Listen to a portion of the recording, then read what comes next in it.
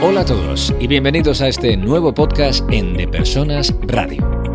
Periódicamente recogemos aquí tendencias, entrevistas, debates de temas de actualidad sobre el mundo de la empresa y la gestión de personas. Estaremos contigo durante los próximos minutos, así que gracias por escucharnos, por compartirnos y recomendarnos y por ser parte activa con tus comentarios. Recuerda que tu opinión nos hace ser mejores. ¡Empezamos!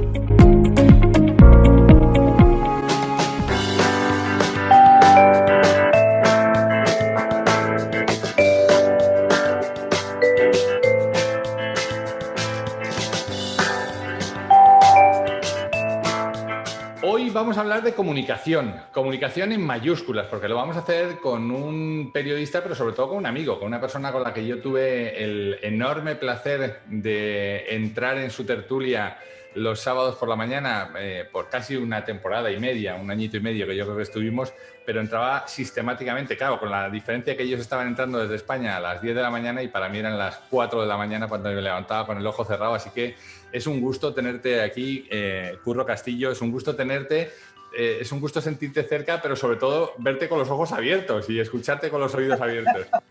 Raúl, ¿cómo estás? Qué alegría más grande. Bueno, tenía tener los ojos cerrados, pero el cerebro abierto. Exacto.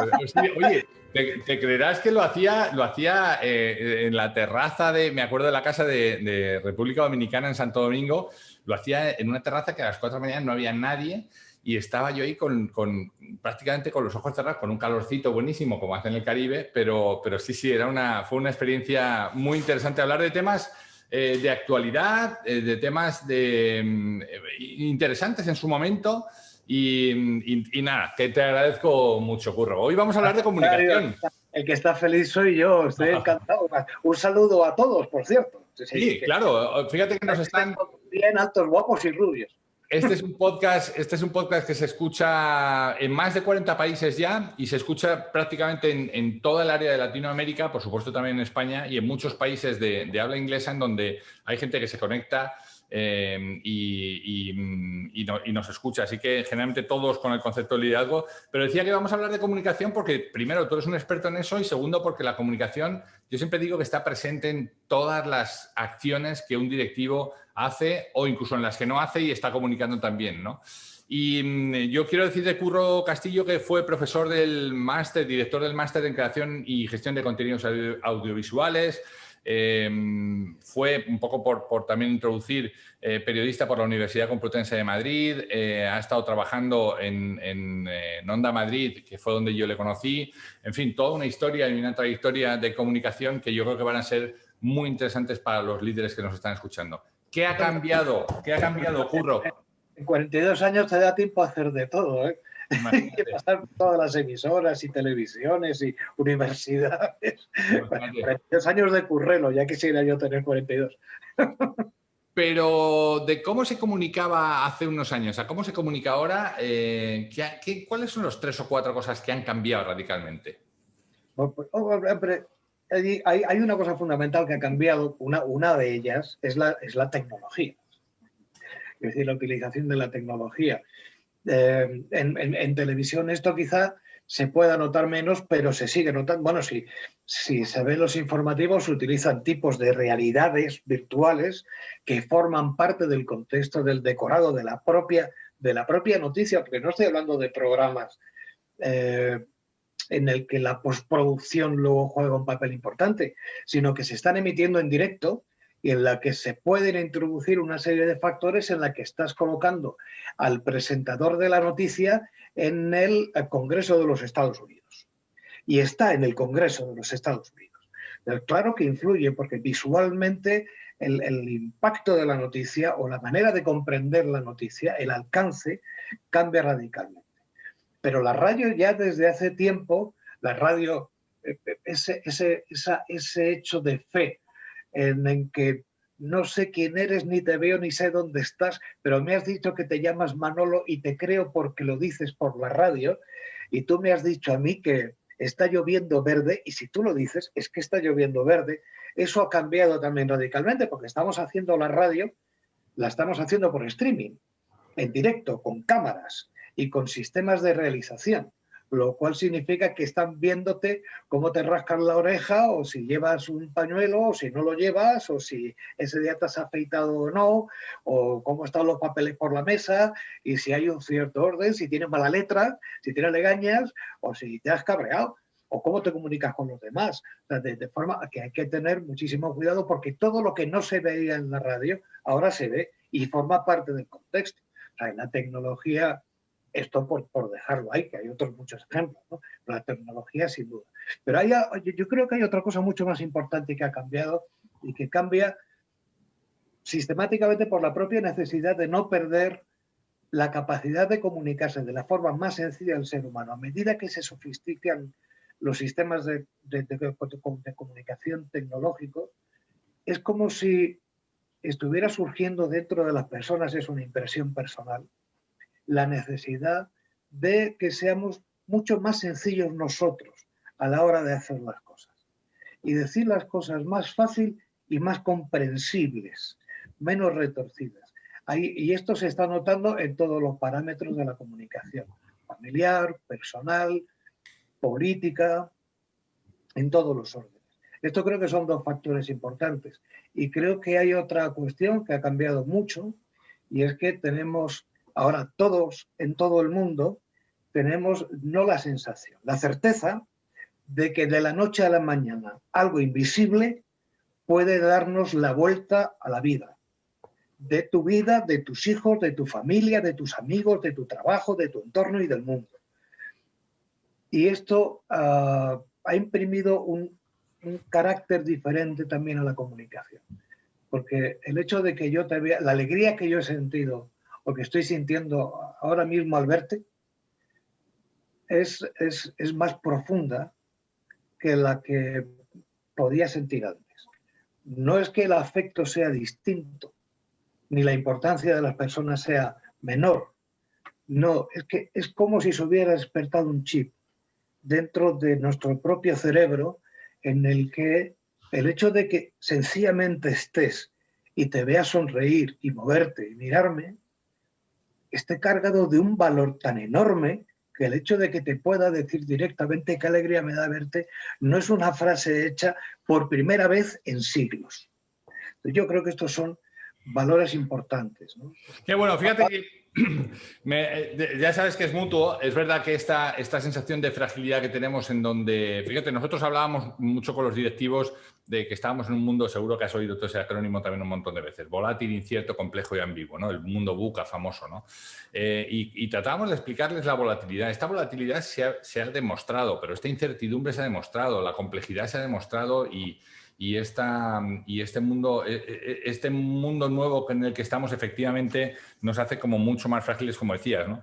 Yo creo que te compro también la idea de que menos es más, ¿no? Con el attention span que traen sobre todo las generaciones jóvenes, pues es que tienes que condensar mucho los mensajes y no puedes estar 1 hora y pico en una presentación a traer, porque la gente pues a los 10 minutos ha desconectado, como mucho te tiene ahí de fondo, y tienes que empezar a entregarle contenido cortito, concreto y preciso, y con una, digamos, y con una intención en cada uno de los mensajes, ¿no? Y obviamente la tecnología que nos decías, con estas realidades virtuales que hoy hacen que la comunicación... Fíjate, te diré, y no sé, a lo mejor es un... Te diré que se rompe un poco la magia de la radio, porque la magia de la radio era que se ha roto del todo, mi opinión. Sí, o sea, de repente haces una radio televisada que necesariamente tiene que ser distinta, ¿no? Claro, o sea, porque verás tú, claro que he estado haciendo radio por streaming, pero yo soy gente de radio de toda la vida. He escrito en periódicos, he hecho televisión, pero yo soy gente de radio.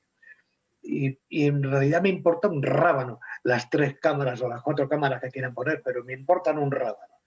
Pero no le importan un rábano a los invitados. Y no le importan un rábano a otros profesionales. Yo lo comprendo. Entonces resulta que la expresividad necesaria física que necesitas realizar para impulsar las palabras y que la sinceridad se transmita a través del micrófono, ahora está condicionada porque haberse movido bien la mano para quedar bien en el streaming que están viendo en Australia.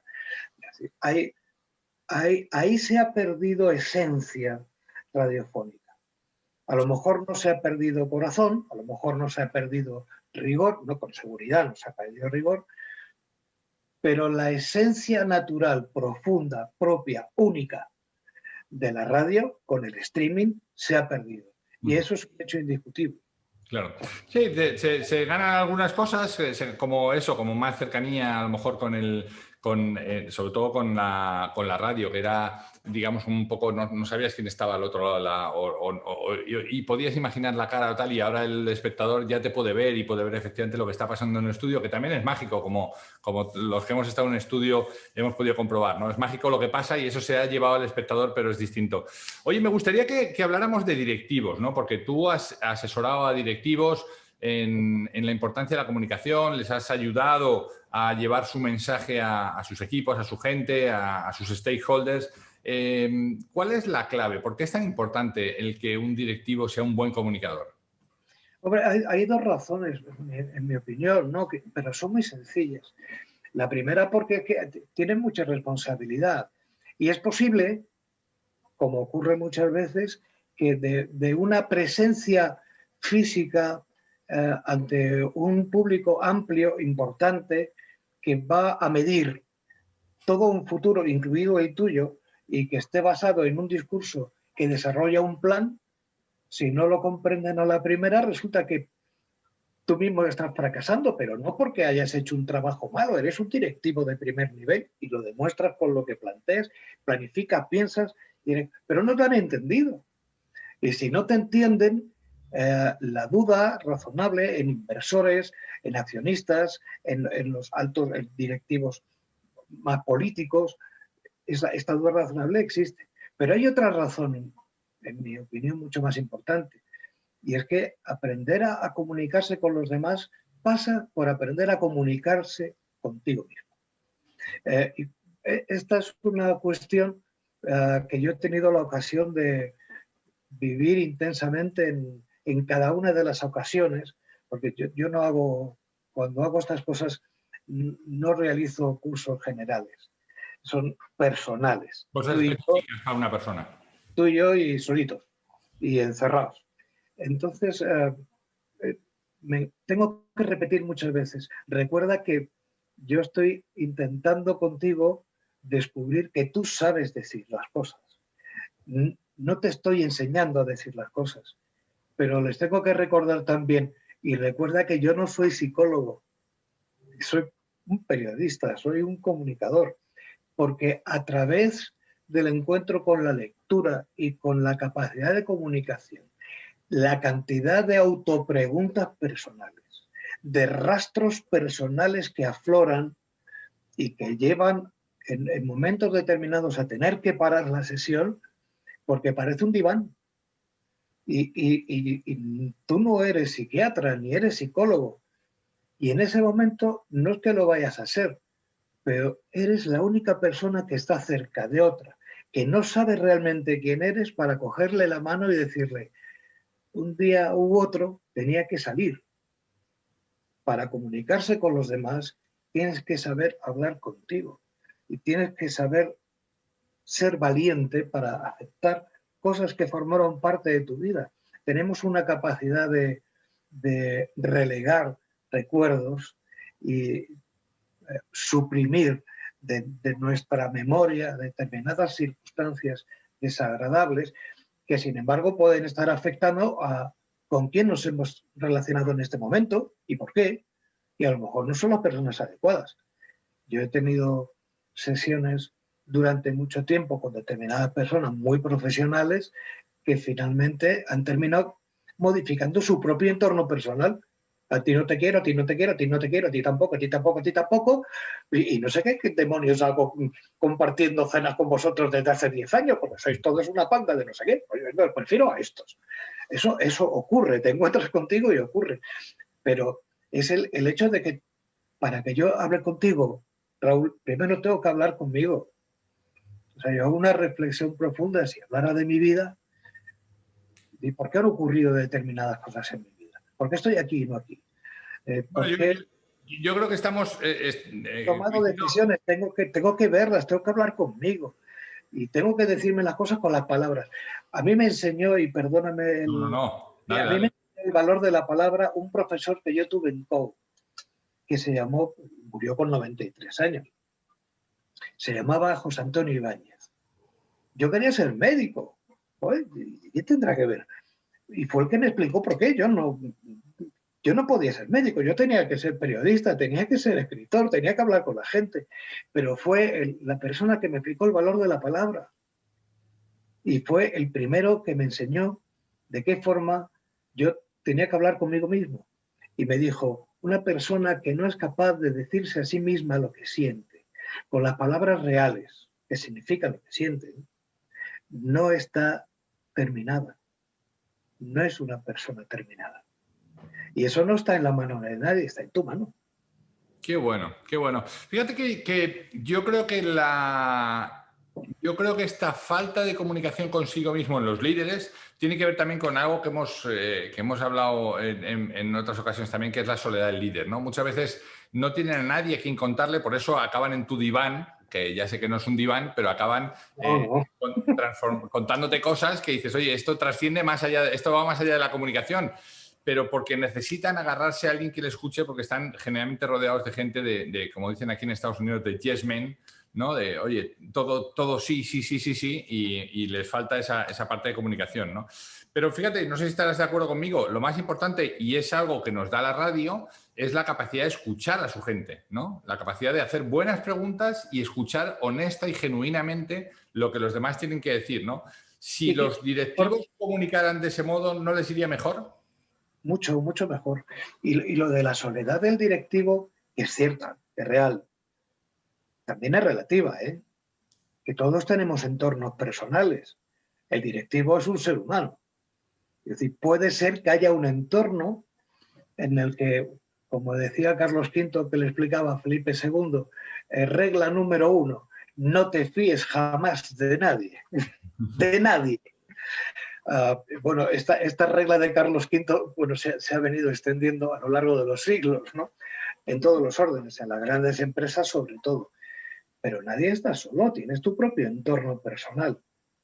Hay un entorno que eliges tú y en el que si te sientes solo en ese entorno es que tú has decidido mal, te estás comunicando mal, alguien lo está haciendo mal contigo, se está comunicando mal contigo. Una reflexión necesaria se hace exigible. No estás solo porque tu miedo o tu alegría o tus sentimientos, lo que sean, ¿no? Cualquiera de ellos, hay una persona, si está a tu lado, siempre hay una persona que te quiere, que hace lo que tú acabas de decir. Te hace una pregunta y escucha. Dice, ¿y quién es el escuchador? ¿Te va a solucionar el problema? No. Pero no te enjuició. Te hizo una pregunta y te escuchó. Es que a veces lo único que necesitamos no es que nos valoren o que nos reflexionen, sino solamente que nos escuchen. Hola, me llamo Curro y tengo miedo. ¿A qué? Hoy tengo miedo. Pues porque me pasa esto, porque me pasa lo otro, porque me duele un dedo que no me dolía antes. Yo qué sé. Sí. Pero y hay una persona que dice, pues que te coge la mano, pero no te coge ese dedo que te duele. Sencillamente, no puede hacer otra cosa, pero te coge la mano y no estás solo. Esa es una fortaleza tan grande. Que por eso digo que hay cosas que han cambiado radicalmente en la comunicación. Y es que probablemente haya más personas hoy dispuestas a hacer la pregunta porque están cerca de ti y a escucharte sin valoraciones, sin sacar circuitos de valor. Y eso te da una fuerza. Nosotros lo decimos mucho a los directivos con los que trabajamos, ¿no? La parte más importante de la comunicación para mí, yo creo, independientemente de esta, de todo lo que yo estoy expresando verbal y no verbalmente, la comunicación no verbal ha cobrado mucha importancia en el último tiempo, como tú bien decías, también con toda esta parte de la aparición de la imagen, ¿no? Pero es la escucha. O sea, yo creo que la asignatura pendiente de un directivo es escuchar genuinamente sin interpretar, sin cortar, sin juzgar, sin decirle a la gente que lo está haciendo mal. Simplemente, oye, ¿qué es lo que está pasando en tu área? ¿Qué podrías mejorar? ¿Qué está en tu mano hacer para cambiarlo, ¿no? ¿Qué soluciones aportarías? ¿Qué crees que el cliente estaría esperando? ¿Qué crees de lo que estamos haciendo que se podría hacer de una manera más eficiente o mejor o más rápida? Y yo creo que eso hoy esa es un poco todavía la asignatura pendiente, ¿no? Y hablando de eso... Muchas veces tiene que tomar esas decisiones por otros. Es claro, como si tuviera que ir a decirle, oye, lo estás haciendo muy bien, pero yo creo que si esto lo implementaras con no sé qué, que significa hazlo, no significa yo creo que... Claro. Entonces, Pero no fíjate, estás dando oxígeno por ningún sitio. Pero con paradigmas también pasados, ¿no? O sea, hoy tú has apuntado diciendo, oye, nos ha ocurrido una circunstancia que ha cambiado radicalmente las reglas del juego. Ok, no podemos seguir dirigiendo compañías en el siglo XXI con patrones del siglo XIX. No parece que tenga mucho sentido, ¿no? No tiene ninguno. Vamos, de hecho, todo lo que existe, que sigue existiendo, quien no se ha dado cuenta que ha cambiado el paradigma y que ha cambiado el patrón. Eso es lo que acabas de decir. Bueno, están en el borde del precipicio, pero no hace más que repetirse la historia. Los paradigmas, hay paradigmas que cambiaron en el siglo XVII de una forma radical y a mediados del XVIII, bueno, ya desde 1910, 20, 30, 40, ha cambiado el paradigma no una vez. Y a partir de que aparece la tecnología, cambia el paradigma todos los días, casi.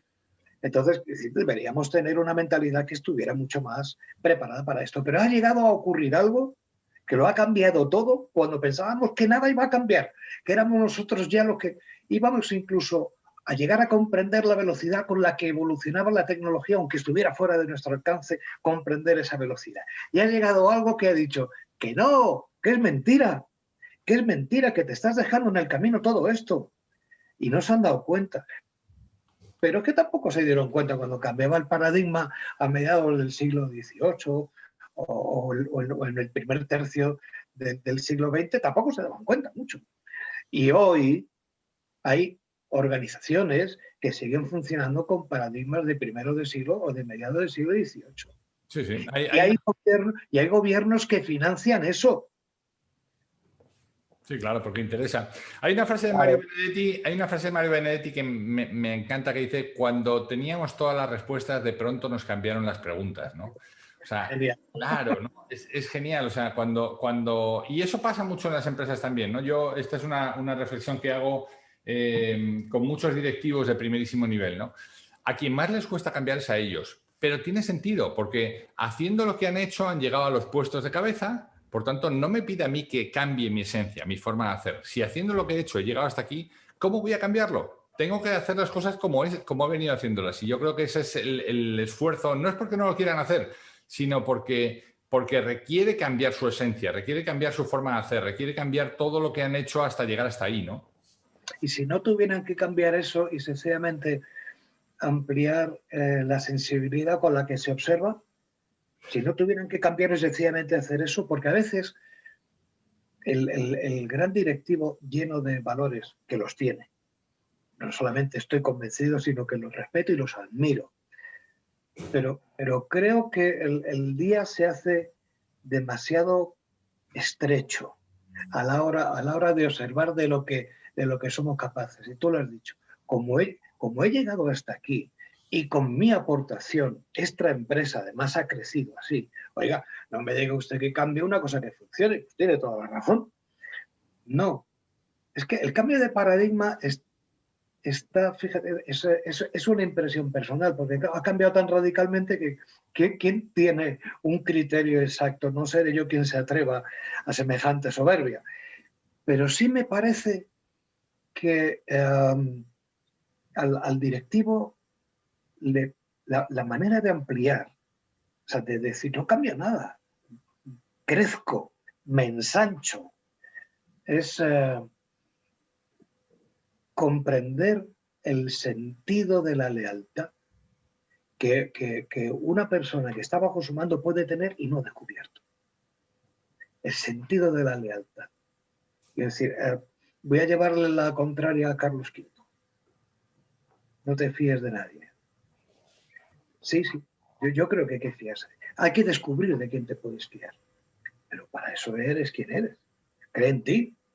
Cree en que puedes analizar unas estadísticas extraordinarias y en que puedes medir en valores de crecimiento, pero cree en ti y cree de verdad que hay personas alrededor que tienen un sentido de la lealtad y una ambición positiva, legítima, que no va contra ti. Al contrario, está botando la pelota contigo. Y ese se está desperdiciando y tirando a la basura talento mayúsculo en todo el mundo, en todas las empresas, por esa razón. Pero ha venido un cambio de paradigma que nos ha aproximado más al ser humano. El hecho de si te lo contaba antes, el hecho de vernos por una pantalla, por Dios, lo primero que piensas es, gracias a Dios está vivo. Sí, sí. Si es que cuando me llaman por teléfono y cojo el teléfono, estoy seguro que más de uno lo piensa. ¡Joder, está ahí! Pero es que yo también lo pienso lleno de alegría. Y no nos lo decimos. ¿Por qué? Porque es que hasta hace 4 días nadie pensaba que... No, era normal estar vivo, porque además cuando te morías te llamaban, oye, que se ha muerto. No, es que ahora no sabes si vas a estar vivo mañana. ¿O en qué condiciones? Bueno, como dicen algunos de nuestros políticos, y ahora déjame que me agarre a eso, como dice alguno de los políticos, es que se está muriendo gente que antes no se moría, ¿sabes? O sea, que antes estaba... Oye, fíjate, me dejas ahí varias reflexiones. Una, es verdad que estamos en tiempos de sumar y no tener que decidir, ¿no? Y se puede cambiar el o esto o otro por el y, ¿no? Oye, y además de hacer esto que yo hacía, ¿por qué no intento hacer esto otro, ¿no? Eso tiene que ver mucho también, fíjate, con la zona de confort. Muchas veces la gente está empeñada en sacar a otros de la zona de confort. Sal de la zona de confort. Y yo, que he salido por 4 veces, he vivido en 4 países distintos y he salido 4 veces de mi zona de confort, al menos 3 veces, siempre digo, no se sale de la zona de confort, se hace más grande, ¿no? Porque lo que tú ya sabías hacer, eso no se te ha olvidado, ya lo sabes hacer. Ahora irte a República Dominicana y vivir allí, conocer su cultura y tal, te hace tu zona de confort más grande y ya tienes 2 sitios en donde vivir, y cuando pasó con México y cuando ahora ha pasado con Estados Unidos, ¿no? Por tanto, tu zona de confort la haces más grande y no es verdad que tengas que andar con esta dicotomía de o esto o otro, ¿no? Y luego te decía que me quedo con este último apunte que decías de o estás conmigo o estás contra mí, o te fías o no te fías. Y esto es algo que yo creo que también que nos han inculcado en el mundo de la política. Y tú, como consultor político, me gustaría que me contaras un poco en estos últimos minutos que nos quedan, ¿qué tiene que cambiar también la comunicación política? ¿Cómo se están implementando estos llamados relatos, ¿no? Que nos tienen a todos como medio divididos, ¿no? Cuando precisamente un relato lo que debería hacer sería agruparnos en lugar de dividirnos, ¿no? No sé si estás de acuerdo con eso. Bueno, hay un ciclo histórico, cada 50 años aproximadamente o cada 60 años, en el que los populismos se apropian de las... Ahora, ¿cómo la sociedad que se ha establecido es capaz de deshacerse de esos populismos? Bueno, eso ya depende de esa sociedad y de cómo está construida, ¿no? Hoy nos hemos dotado, gracias a Dios, desde el final de la Segunda Guerra Mundial, de una serie de argumentos que hacen imposible determinadas cosas. Pero en este momento los populismos son los que han dirigido ese discurso que tú decías, ¿no? O sea, no hay una política de propuestas, hay una política de contra. No se vota por, se vota contra algo. Entonces, no son propuestas, no son ideas, no es alcance. Hemos bajado el perfil político de una manera inmensa, el perfil de calidad, ¿no? Entonces, encontrar estadistas es muy complicado, muy complicado. Se vive muy al día. La política, el político debe saber, es su obligación, que está para mejorar la calidad de vida de las personas, pero no mañana. Está para garantizar que eso sea así los próximos 20 años, porque yo soy capaz, o me creo capaz de ver eso que va a mejorar tu vida y la de tus hijos. En este momento estamos en un periodo de destrucción. y solamente los países que han asentado determinados valores de una forma muy soberana son los que están sujetando esto con decisiones de todo tipo que a medio o largo plazo los van a seguir manteniendo como líderes absolutos con una hegemonía no solamente en la economía y en las decisiones, sino en una serie de valores. Pero no es un accidente. O sea, no están ahí, no, porque como tenían, como podían. No, no. Es decir, hay países a los que se les está llevando al desastre, con decisiones al día, sencillamente para mantener lo que hay. El populismo barato. Y el peor populismo es el que se sujeta sobre lo importante es que yo sea el que tiene el poder. Lo demás no importa. Lo demás es destruible y prescindible. Es sustituible. Es decir, esa es una amargura social de un calibre desmesurado. Desgraciadamente, vivimos en esta posición en algunos países, España es uno, desde hace unos años. Y desgraciadamente, otro país como Estados Unidos lo ha vivido durante los últimos 4 con Trump, en un análisis político sin ningún tipo de intencionalidad ideológica, ¿no? Han ganado los demócratas en las elecciones, creo que han ganado además sobradamente, con lo cual quiere decir que la ciudadanía norteamericana, estadounidense, en la soberanía de su percepción de la realidad, ha dicho, no, vamos a ver, en un momento determinado todos nos hemos rebelado contra lo que había, pero mire usted, esto no es así. Espero que esto ocurra en tantos otros países del mundo, pero mientras tanto dejan un rastro de destrucción. El primer cambio es ese, salir del ciclo histórico del populismo.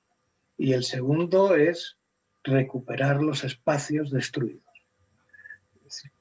Porque hay una involución en todo ello. Estos son rasgos históricos, ¿eh? Sí. Sí. Es decir, si nos vamos a 50 años atrás, empezamos a ponerle nombres y apellidos. Y tampoco es para dar aquí una clase de historia.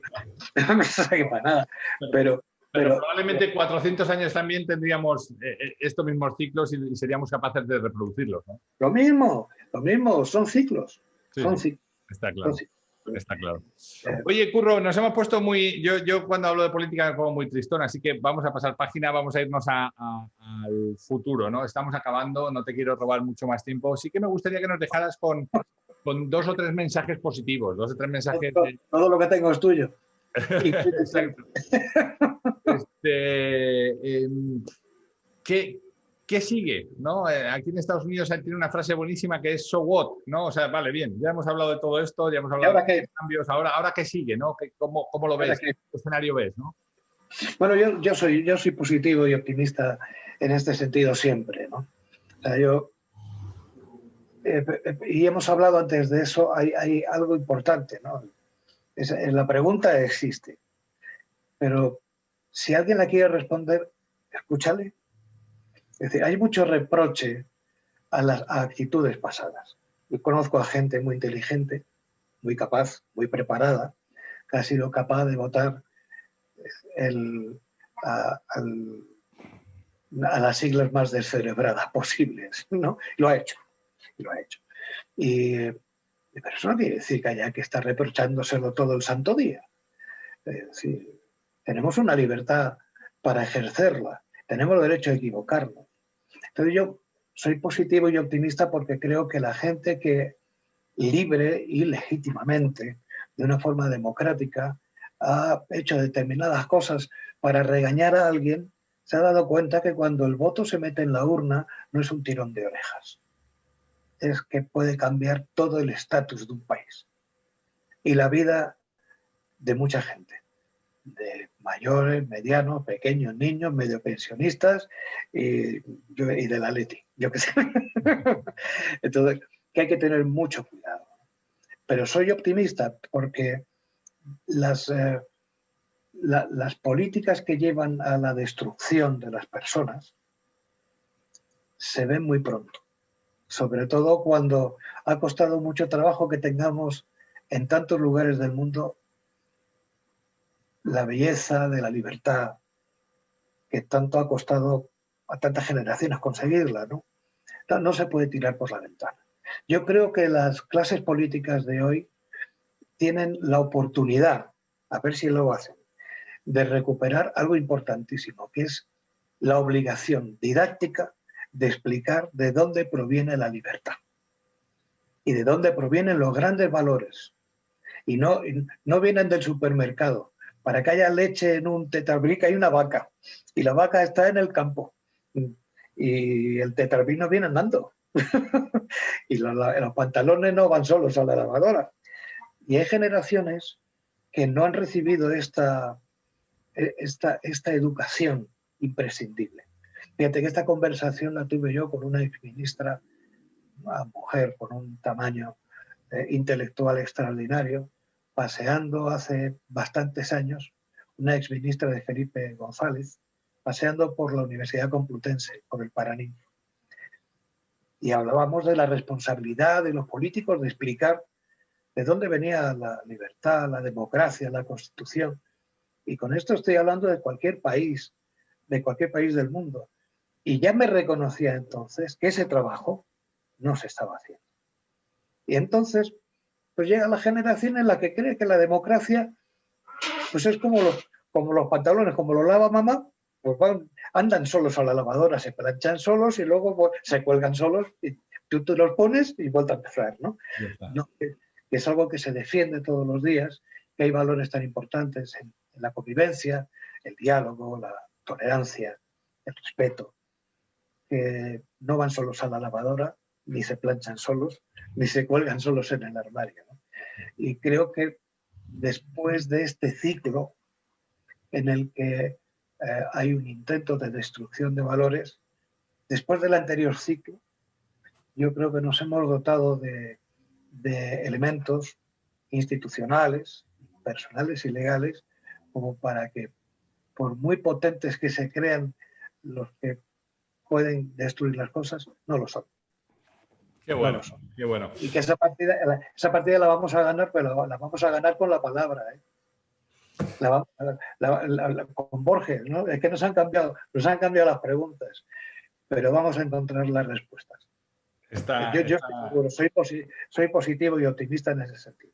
Está claro. Y quiero verlo. Me quedo con este mensaje positivo. Curro Castillo, periodista, profesor, pero sobre todo, bueno, esto ha sido un reto para mí. El entrevistar al entrevistador es algo que siempre da mucho vértigo. Espero que te hayas sentido a gusto, amigo, y feliz. De nuevo muy pronto. Oye, verás, entrevistar al entrevistador es difícil, pero no te puedes imaginar lo difícil que es para el preguntón responder. Pero me lo he pasado muy bien. Qué bueno. Hablar contigo y verte. Ha sido una experiencia maravillosa. Te mando un abrazo gigante. Espero que a nuestros oyentes también les haya servido. Te mando un abrazo muy fuerte, Curro. Para ti y para todos, pero para ti, los demás lo comprenderán, para ti 15 millones de veces más grande. Raúl. Un abrazo, cuídate mucho. Sí, chao. Pues hemos llegado al fin de nuestra entrega. Esperamos que haya sido interesante para ti. Si quieres saber más de lo que hacemos, escuchar entregas anteriores o leer las entradas del blog, no dejes de entrar en depersonas.com. Nuestra promesa de valor es ayudar a las empresas en sus procesos de cambio con quienes los hacen posible, que no son otros que las personas. Te esperamos en la siguiente entrega en De Persona Radio. Hasta entonces.